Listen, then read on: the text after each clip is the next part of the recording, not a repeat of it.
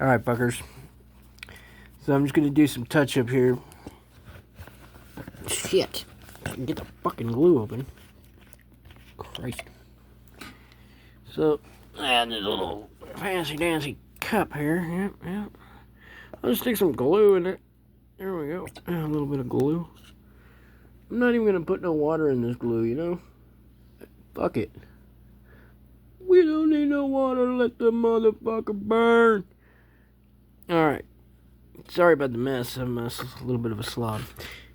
I'm gonna add some glue in places that I feel it needs. Really carefully with one hand here. One hand and a couple knees. Okay. Just using my finger. Okay. Just gonna spread it around real evenly. Okay. Real nice and gently. Okay. Alright. So, the object here is that we're gonna fill up any thin spots or weak spots. Okay. So we have a little bit stronger mold here. Okay. Because I'm going to probably beat on it a little bit, I'm sure. So, today I tried to make this out of Indian clay, believe it or not. Right out of my own backyard. It was cheap. Free, matter of fact. But you know what? That was a bitch. I do not recommend that to anybody. To make Indian clay workable, first of all, is a nightmare of fucking kneading and wetting and fucking beating it up. I literally had to fight that shit, dude. I literally had to fist fight it until it was soft enough and workable enough to fucking do anything with. And even then, it really wasn't. I mean, it was kind of nice to sculpt with, but a little bit sticky, I'd say. And now that it's dried, everything cracked all the shit. So it's really not good sculpting clay. It's better for the Indians to use for building teepees and, whatever else they built with it. For me, for my process here that I was doing, no, I don't think it's gonna work. But it was cheap. I didn't have to go fucking spend $1,000 worth of fucking silicone and plaster to do it like this guy on YouTube. Holy shit, dude. This guy used so many fucking coats of silicone and thick coats. I'm not even fucking exaggerating. He used like every time he put a coat of fucking silicone on it, fucking sculpture, it was like a gallon of fucking silicone, dude. I was like, holy shit. And he kept doing it. He did it like fucking 5 layers, bro. And then, after that, he put a layer of plaster. And then a layer of clay. And then a layer of plaster after that. And then some fabric. And then some more plaster. I'm like, dude, kick it. Kick it a bit. You know, you don't even need all that shit. The first fucking round of silicone would have done the job. But okay, I get it. He wanted to reuse the mold over and over and over again. Okay, whatever. So he needed some strength. So he built it up. But, for fuck's sake, man. I think twice would have been sufficient then at that point. You know what I mean? Like, holy crap. I started feeling bad for the fucking fish in the silicone sea. Because there wasn't no silicone left for him. Funny. Okay, now I'm gonna just put some fucking papers, magazine cutouts. I'm just gonna stick it here and there, you know. Okay, yeah. It's a happy page. Yes, okay. Okay, it's a very happy page. Okay. Oh boy. Yep, okay. I'm gonna put some right in my eye. Right there. Okay. Alright, Alright. So, how about them Dodgers? I don't really watch football, but How about them Trumpsters? I don't really watch politics either. But I did notice that my silicone today went up in price. It used to be $7.99 for a measly fucking tube of silicone. Now, $9.99. Whoo-wee, motherfucker. Kiss my ass. That's all I gotta say. I'm stealing the next one. Just kidding. But they better do something about these prices soon, or I will start going AWOL, bro, because shit ain't right. It ain't right, dude. Why should we suffer because you guys want to have a big dick? Fuck you.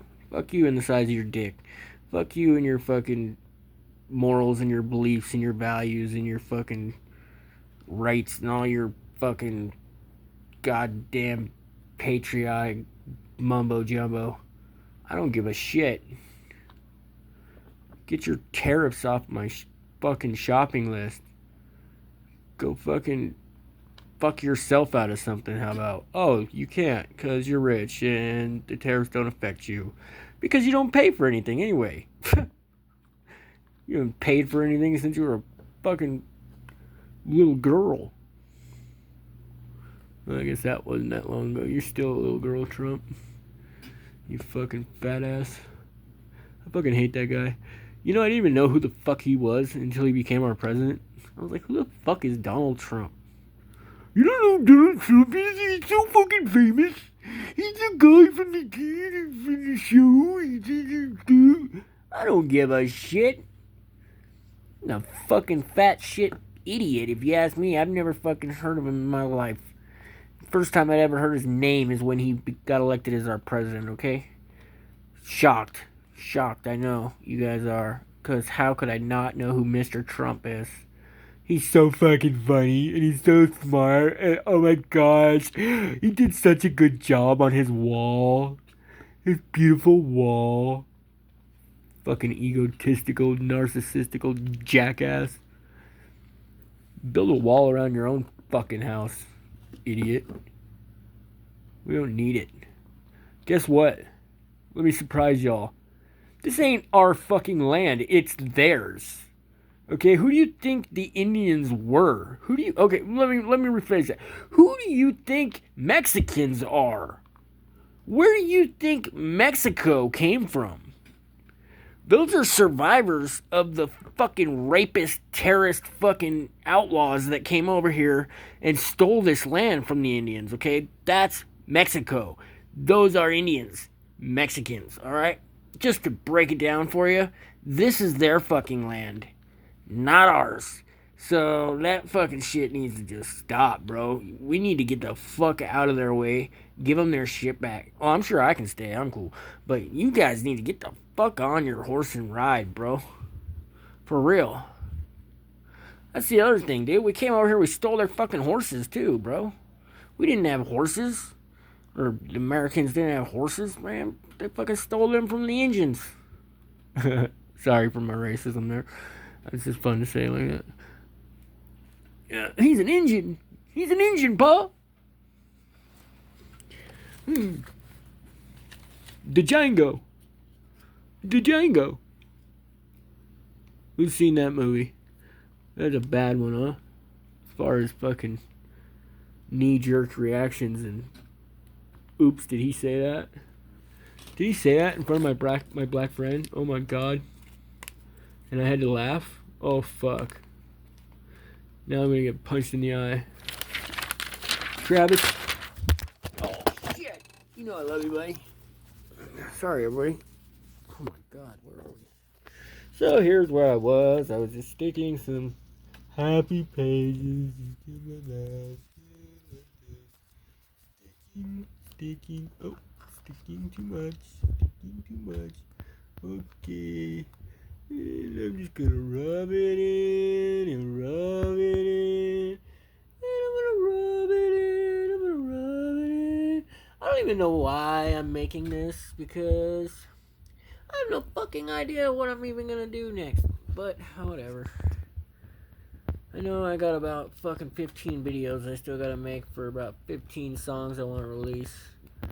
I just made 2 albums in the last, I want to tell you, about 60, 90 days, something like that, about 3 months. You've been hearing it on YouTube if you care enough to check it out. It's my solo shit, and pretty cool, pretty fun. So basically, if you've ever heard any of my acoustic solo shit, you know it's lame as fuck. No, just kidding. You just know it's, you know it. We'll say that. But now, if you listen to this solo shit, and you know my acoustic shit, which is gonna be rare, you'll get this nice little refresher course on the material you've once heard, like I did. It's pretty cool to hear it played in the entirety with a full band behind it, opposed to just being acoustic how I wrote it. Because when I wrote it, I definitely wrote it with more power than it has. Okay, I wrote all these songs as electric songs to begin with. I always write electric songs. I don't write acoustically. Until as of like recently, this is not anything I wanted to do with my life. I never thought I was gonna get that old to write acoustically, but fuck it, punk's dead, man. And I don't know what to do about that. So this is kind of my response: is how can I bring rock and roll back? At least for me. I mean, fuck, I don't care if you guys don't like it. I don't care if you guys don't want to listen to rock and roll anymore. And you're happy with your fucking same goddamn repetitive bullshit beats and all that crap. I don't care. But for fuck's sake, I gotta have some new music to listen to, man. Because Motley Crue, I don't know if you've heard their new one, but it sucks, dude. A lot of my bands that I used to listen to, their new shit sucks, man. And I don't know if that's their fault or if it's the industry. I'm pretty sure it's the industry has dumbed them all down and has censorships and things like that on them to where they can't really stretch their legs. I can imagine. But Motley Crue's new one, fuck, that was embarrassing, dude. That was so sad. Like, come on, dude. That didn't even seem like Nicky's writing. I don't even think they wrote that shit, dude. That was weak. Who's heard that? The Gods of War or whatever. Great video. The video was sick. I like how Motley Crue's videos is always of them getting fucking annihilated or killed by something. Usually some giant chick. But this time it was fucking monkeys and shit or something was killing them. I don't know. Pretty cool though. And then like they fell out of a plane and shit and came back as zombies. John 5 is the guitar player. It's fucking kind of. I mean, I couldn't think of anybody better, honestly, to take that place because it's gonna have to be John 5 or Zakk Wylde. I mean, fuck, you can't replace Mick Mars. And somebody once said Slash could do it. I laugh in their face. Slash is not that good, you guys. What's good about him? He has a tall hat. I don't get it. What's so good about it? You know what band he's in? The lamest fucking band on the planet, Guns N' Roses. There. That's what's wrong with Slash. That's why I would hate it if Slash joined Motley Crue. It would really ruin Motley Crue. And honestly, I don't think Vince Neil would go for it because, Slash is a prick. And so is fucking Axl Rose. And they don't get along. But, that's neither here nor there. Zakk Wylde, I don't think could do it because Zakk Wylde's honestly got a style of his own. And if he came and Ozzy-fied Motley Crue's music, I don't know. I just don't know if we could handle the squeals in a Motley song because we've already got the squeals coming from Vince. We don't need squeal war. John 5 is a great fit. John 5 is a pretty well adaptable artist to just about any kind of metal. I mean, he did great with Manson, did great with Zombie. That's all I know that he's played with. Sorry,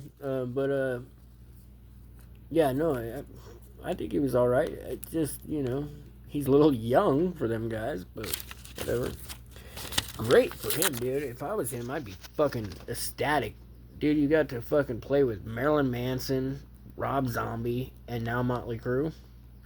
Fuck yeah, dude. That dude gets laid all the time. John Five's funny though. He's a really fucking kind of a what is that socially outcasted person. He's real quiet. He's real intellectual. You know, he doesn't really have much conversation because he doesn't mesh well with speech and people. You know, he's like me. I can't really talk either, dude. I fucking suck at talking. I can talk to myself, okay? I'm pretty good at talking to myself. I like talking to myself. Myself is good. Myself understands. Myself listens and cares and laughs and answers and responds and not like Google. Fucking Google won't even talk to me. Hey Google, just hoe checking. Since you're not fucking there, not listening to me. If Google was a human, I'd fuck her.